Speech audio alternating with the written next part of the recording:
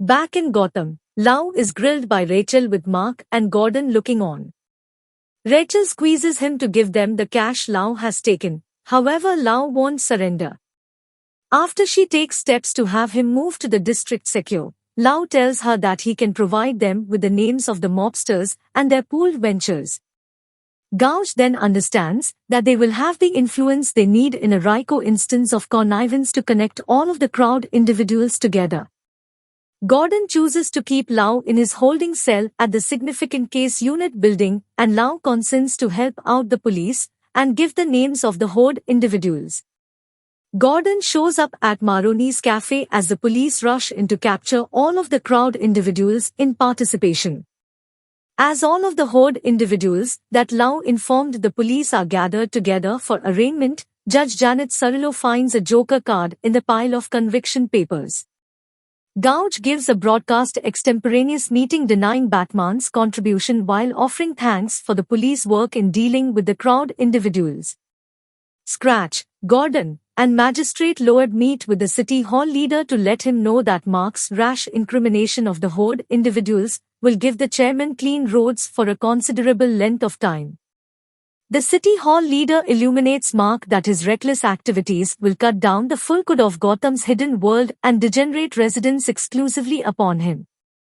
When the chairman inquires as to whether Mark is prepared to be the city's objective, the dead body of a Batman worn to hang by a noose bangs against the chairman's window, spruced up in a Batman suit, with cosmetics all over like the Joker's, finished with the sides of the mouth cut into a smile, and with the Joker card stuck to him, perusing, "Will the genuine Batman, if it's not too much trouble, stand up?" Bruce and Alfred watch on as a videotape is played on the fresh insight about the Joker torturing the wannabe prior to killing him. He then guarantees that until Batman removes his cover and shows each and every individual who he truly is, individuals will kick the bucket consistently. As Harvey scratches acid razor at Wayne's penthouse starts off, Rachel and an anxious Mark show up and blend. Wayne shows up with 3 models by means of helicopter and searches out Harvey, whom he acclaims, and tosses his full help behind, guaranteeing, "I have confidence in Harvey Mark." Minutes after the fact, Rachel meets with Bruce on the overhang, upset that Bruce is making fun at Scratch. However, Bruce tells her that he genuinely puts stock in Harvey and that he could be the white knight that will permit him to drape up his mantle as Batman so they can be together. Gouge goes along with them to say thanks to Bruce and recover Rachel.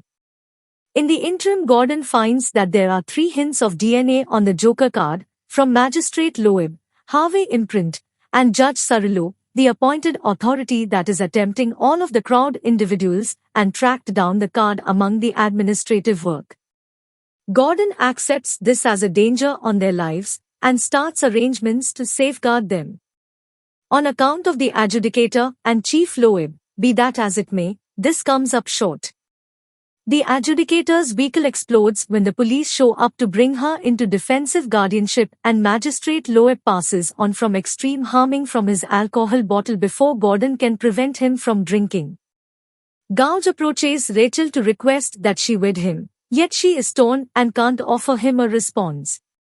Bruce stifles Gouge and secures him in a wardrobe while Rachel watches in shock. As the ceremony continues on the street below, Wayne inspects a room where he believes the Joker might be, and he finds several men tied up.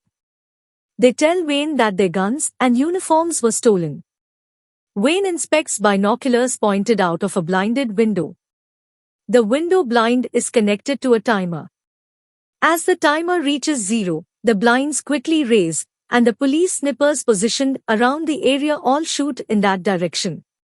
At the same time, the Joker, who had removed his makeup and played himself off as a member of the honor guard for the ceremony, turns and takes a shot at the mayor, but Lieutenant Gordon dives in the way, getting shot in the back and falling. Everyone panics and runs, but the police shoot one member of the honor guard in the leg and haul him into a truck. Dent himself climbs in the truck, and upon inspecting the criminal, sees that the name tag on his uniform reads Officer Rachel Dawes.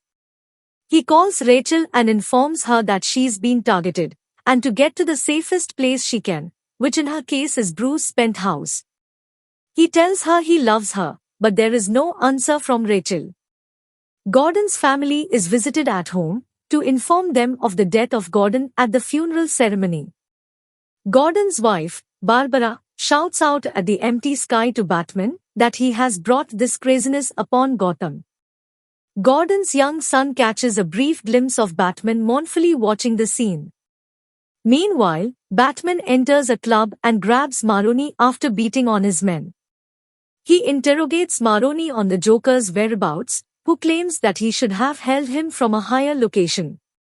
Batman drops him off the ledge, injuring his legs, and learns that Maroni has no idea where the Joker is. Maroni explains that the Joker has no friends and no one will give him up because unlike Batman, he plays by no rules. As Dent is interrogating the captured so-called honor guard member about what he knows about the Joker, he is enraged and holds a gun to his head. He flips his father's lucky silver dollar for his life, coming up on heads. As he flips the coin again, Batman shows up and snatches the coin in midair, asking if Dent would really leave a thug's life up to chance, to which Dent answers, "Not exactly." He informs Harvey that this criminal Thomas Schiff is a paranoid schizophrenic patient from Arkham Asylum and that he won't learn anything from him. He also tells Harvey that if anyone saw this unjust way of interrogating someone, all that good work that Dent's done for Gotham would be lost. He tells Harvey to hold a press conference the following day, because he wants to use that opportunity to turn himself in. As Batman leaves, Harvey yells at him that he can't give in.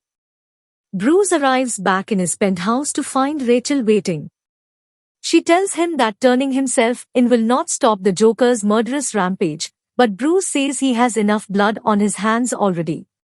He reminds her that she promised him that they would be together if and when he hung up the mantle of Batman.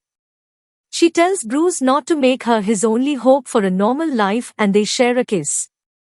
She tells Bruce that if he turns himself in as Batman, that the city will never let them be together.